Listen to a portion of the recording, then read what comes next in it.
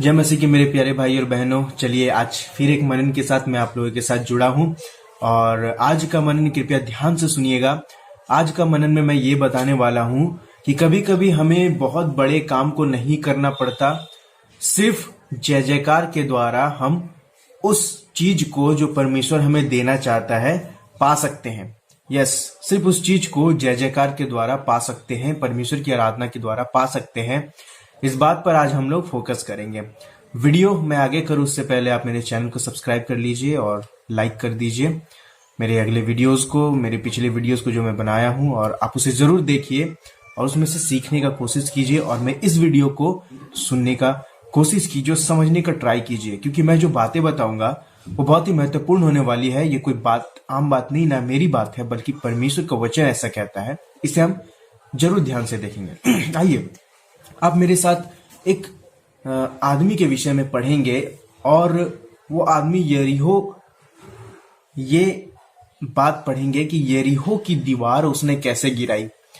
हम लोग इस आदमी पर बहुत ज्यादा ध्यान देंगे। क्या इसने किसी भी चीज का प्रयोग किया दीवार गिराने के लिए, या इसने क्या किया, इस बात को हम लोग ध्यान से देखेंगे। आइए आप मेरे साथ निकालेंगे, जब हम पढ़ते हैं यहोशू की पुस्तक, पुराने नियम में है, 6वां पुस्तक है यहोशू की पुस्तक, उसका 6 अध्याय 1 से 27 में जब हम लोग देखते हैं यहोशू और इजराइली यरीहो में जाने वाले थे। और यरीहो की शहरपनाह, शहरपनाह का अर्थ होता है जिससे सारा देश, सारा शहर घिरा हुआ रहता है, उसे शहरपनाह कहते हैं उस दीवार को। तो यरीहो की दीवार बहुत ही मोटी थी, बहुत ऊंची ऊंची थी, और इसको पार करना था यहोशू को, जो कि लीडर था इजराइलियों का। मूसा के बाद, मूसा के मरने के बाद यहोशू इजराइलियों का लीडर हुआ, उसे कनान देश ले जाने के लिए उसके ऊपर दारोमदार परमेश्वर ने दिया। और यहोशू इस चिंता में पड़ा था कि उस दीवार को वो पार करके यरीहो के नगर में कैसे जाए, क्योंकि यरीहो के नगर के लोग इस चीज को कि हमारा शहरपना इतना बड़ा है, इतना मजबूत है, दूसरे लोगों पर हंसते थे कि इसे कोई गिरा नहीं सकता। लेकिन यहां पर हम लोग देखेंगे कि बात क्या थी। जब हम लोग यहोशू उसका 5 अध्याय और 13 वचन से आगे की ओर पढ़ते हैं, यहां लिखता है, जब यहोशू यरीहो के पास था तब उसने अपनी आंखें उठाई और क्या देखा कि हाथ में नंगी तलवार लिए हुए एक पुरुष सामने खड़ा है। और यहोशू ने उसके पास जाकर पूछा, क्या तू हमारी ओर का है, वह हमारे बैरियों की ओर का? उसने उत्तर दिया कि नहीं, मैं यहोवा की सेना का प्रधान होकर अभी आया हूं। तब यहोशू ने पृथ्वी पर मुंह के बल गिरकर उसको दंडवत किया और उसने उससे कहा, अपने दास के लिए मेरे प्रभु की क्या आज्ञा है? यहोशू एक आदमी को देखता है जिसके हाथ में तलवार लिए हुए रहता है, और वो कहता है, मैं यहोवा की सेना के लिए अभी आया हूं। सेना का जो कमांडर होता है, जो यहाँ पर लिखता है कि प्रधान होकर आया हूं। तो यहोशू उसको दंडवत करता और पूछता कि प्रभु का क्या आज्ञा है इसके लिए। यहोवा की सेना के प्रधान ने यहोशू से कहा, अपनी जूती पांव से उतार डाल, क्योंकि जिस जगह पर तू खड़ा है वो पवित्र है। तब यहोशू ने वैसा ही किया जैसा उसको कहा गया। अब आगे की ओर पढ़ते हैं 6 का 1 से 27, यानी कि पूरा अध्याय 6 का ध्यान से देखिएगा। और यरीहो के सब फाटक इजराइलियों के डर के मारे लगातार बंद रहे, और कोई बाहर भीतर आने जाने नहीं पाता था। फिर यहोवा ने यहोशू से कहा, सुन, मैं यरीहो को उसके राजा और शूरवीरों समेत तेरे वश में कर देता हूँ। सो तुम में जितने योद्धा है नगर को घेर ले और उस नगर के चारों ओर एक बार घूम आए, और 6 दिन तक ऐसा ही किया करना। और 7 याजक संदूक के आगे आगे जुबली के 7 नरसिंगे लिए हुए चले। फिर 7वें दिन तुम नगर के चारों ओर 7 बार घूमना, और याजक भी नरसिंगा फूंकते चले। और जब वे जुबली के नरसिंगे देर तक फूंकते रहे, तब सब लोग नरसिंगे का शब्द सुनते ही बड़ी ध्वनि से जय जयकार करे। तब नगर की शहरपनाह नेव से गिर जाएगी और सब लोग अपने अपने सामने चढ़ जाएंगे। यहोशू को यह आदेश मिला। यहोशू सोच रहा था कि मैं उस यरीहो की शहरपनाह के अंदर कैसे जाऊं, क्योंकि उसकी शहरपनाह बहुत ही ऊंची और बहुत ही मजबूत थी, और इजराइलियों के डर के मारे, जैसे कि हम लोगों ने पहला पद को देखा, इजराइलियों के डर के मारे शहरपनाह की जो गेट थी, जो द्वार थी, वो हमेशा बंद रखते थे यरीहो के लोग, और यरीहो का जो शहरपनाह था। तो यहाँ पर एक अजीब सा यहाँ पर सॉल्यूशन उस दूत के द्वारा हम लोग ये पाते हैं कि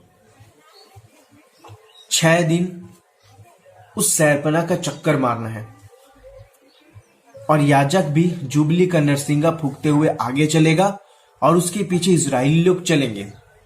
6 दिन तक एक एक चक्कर मारना है, लेकिन 7वें दिन 7 चक्कर मारना है, और 7 चक्कर मार के जब नरसिंगा फूकेंगे याजक लोग, तो पीछे से इजरायलियों की सेना या इजरायली लोग जोर से जय जयकार की ध्वनि करे, आवाज करे। उसके बाद क्या होता है, इस प्रकार का ये परमेश्वर की ओर से उनके पास आज्ञा आता है। कभी कभी हम लोग सोचते हैं अपनी बुद्धि लगा करके कि ये कैसे हो सकता है, इतनी बड़ी शहरपनाह, गेट बंद, हर एक चीज बंद, उसको तोड़ने के लिए बहुत ही ज्यादा हम लोगों को सामान चाहिए, मजबूत औजारे चाहिए उसे तोड़ने के लिए। लेकिन परमेश्वर ने बताया सिर्फ 6 दिन 6 बार घूमो और 7वें दिन 7 बार घूमो, और नरसिंगा फूंकते हुए जय जयकार का ध्वनि तुम्हारे मुंह से निकले। तो दीवार की शहरपनाह नेव से गिर जाएगी, परमेश्वर ने बताया। क्या यहोशू यही करता है? हमें ये देखना है, यहोशू क्या यही करता है? 6 पद से सो नून के पुत्र यहोशू ने याजकों को बुलवा कर कहा, वाचा के संदूक को उठा लो, और 7 याजक यहोवा के संदूक के आगे आगे जुबली के 7 नरसिंगे हुए लिए चले। फिर उसने लोगों से कहा, आगे बढ़कर नगर के चारों ओर घूम आओ, और हथियारबंद पुरुष यहोवा के संदूक के आगे आगे चले। और जब यहोशू ये बातें लोगों से कह चुका, तो वे 7 याजक जो यहोवा के सामने 7 नरसिंगे लिए हुए थे, नरसिंगा फूंकते हुए चले, और यहोवा की वाचा का संदूक उनके पीछे पीछे चला।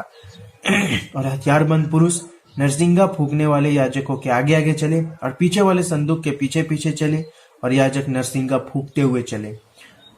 और यहोशू ने लोगों को आज्ञा दी कि जब तक मैं तुम्हें जय जयकार करने की आज्ञा ना दूं, तब तक जय जयकार ना करो, और न तुम्हारा कोई शब्द सुनने में आए, न कोई बात तुम्हारे मुंह से निकलने पाए। आज्ञा पाते ही जय जयकार करना। उसने यहोवा के संदूक को एक बार नगर के चारों ओर घुमाया, तब वे छावनी में आए और रात वहीं काटी। इसका मतलब हम देख पाते हैं यहोशू को जिस प्रकार से परमेश्वर की ओर से आज्ञा पहुंची, यहोशू ने ऐसा किया, बल्कि स्ट्रिक्टली फॉलो करने के लिए बोला कि जब तक मैं आज्ञा ना दूं, जय जयकार की ध्वनि या फिर कोई भी ध्वनि तुम्हारे मुंह से नहीं निकलने पाए।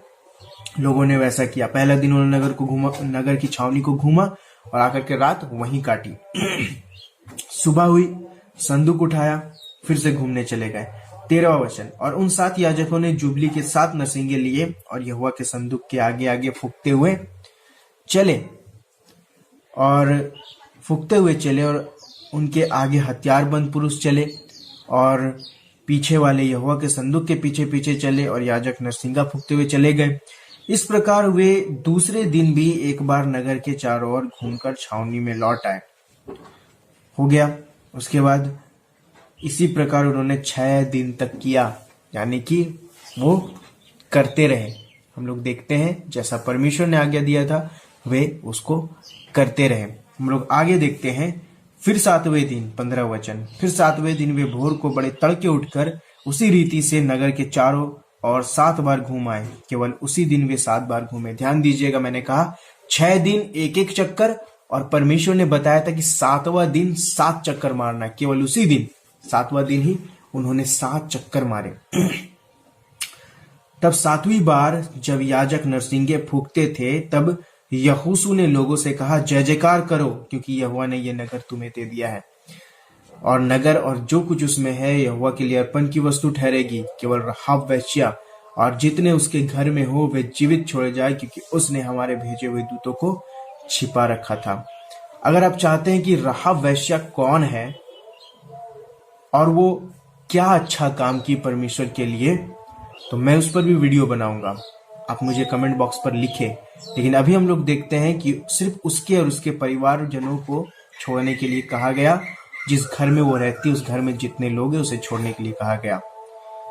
और इसके बाद क्या होता है, 20वां वचन में हम लोग आएंगे। 20वां वचन, तब लोगों ने जय जयकार किया और याजक नरसिंगा फूंकते रहे, और जब लोगों ने नरसिंगे का शब्द सुना तो फिर बड़ी ही ध्वनि से उन्होंने जय जयकार किया। तब शहरपनाह नेव से गिर पड़ी और लोग अपने अपने सामने से उस नगर में चढ़ गए और नगर को ले लिया। खुशी का बात देखते हैं हम लोग, जैसा परमेश्वर ने कहा उनके पुत्र यहोशू ने वैसे इंस्ट्रक्ट किया, वैसा ही लोगों ने किया और नेव से शहरपनाह गिर गई। यह है परमेश्वर की बात। परमेश्वर उस हम जो नामुमकिन दिखता है, जो परमेश्वर के जो मनुष्य के लिए बहुत बड़ा दिखता है, परमेश्वर के लिए बहुत छोटा है। मनुष्य के तौर पर लोग सोच सकते हैं कि इतनी बड़ी दीवार को गिराना नामुमकिन है, लेकिन हम लोग देखते हैं जय जयकार की ध्वनि से दीवार नींव से गिर गई। इसी के लिए मैं परमेश्वर को धन्यवाद करता हूं मेरे प्रिय भाई और बहनों, कि परमेश्वर नामुमकिन को ऐसी चीजों से मुमकिन बना देता है जिससे हम सहन में भी नहीं ला सकते, सोच भी नहीं सकते। यह है हमारा परमेश्वर। आप भी अगर ऐसी किसी प्रॉब्लम में है, आप भी किसी चिंता में है, हमेशा याद रखिए प्रॉब्लम बड़ी तभी दिखती है जब प्रॉब्लम पर बहुत ज्यादा फोकस करते हैं, परमेश्वर की बातों पर कम। यहोशू ने परमेश्वर की बात पर बहुत ज्यादा फोकस किया। ये सवाल नहीं किया कि परमेश्वर ये कैसे हो सकता है, इतना हम लोग जय जयकार करेंगे दीवार गिर जाएगा। नहीं, परमेश्वर ने जो कहा यहोशू ने वो किया और उसका फल सामने है।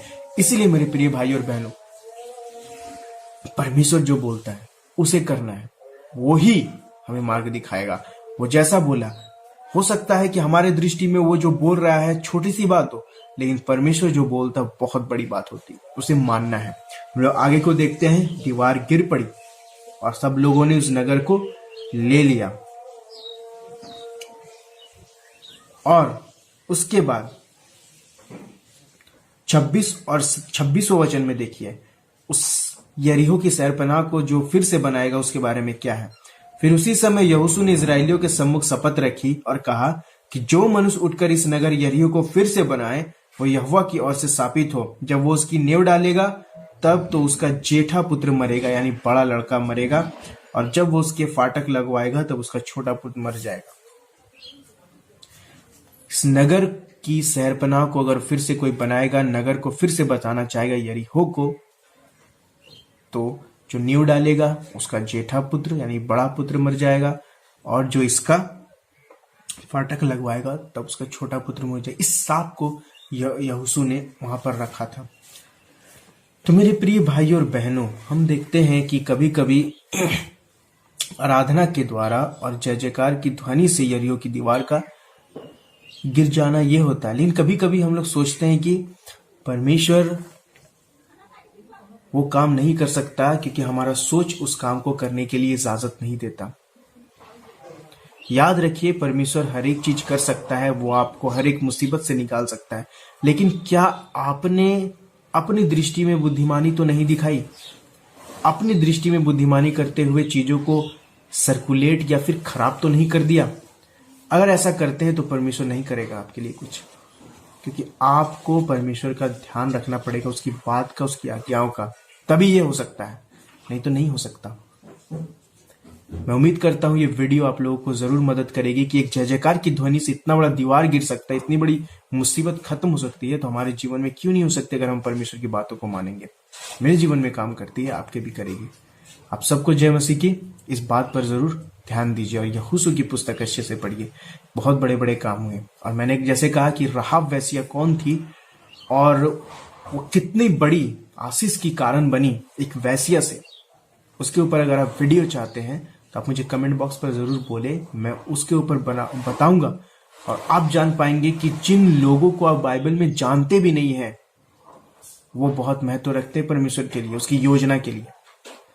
आप सबको जय मसीह की। सब्सक्राइब कीजिए चैनल को, वीडियो को लाइक कर दीजिए, शेयर कर दीजिए, और जितना हो सके वीडियो को देखिए, समझिए, क्वेश्चन है तो कीजिए ताकि मैं उसका आंसर दूं। सालों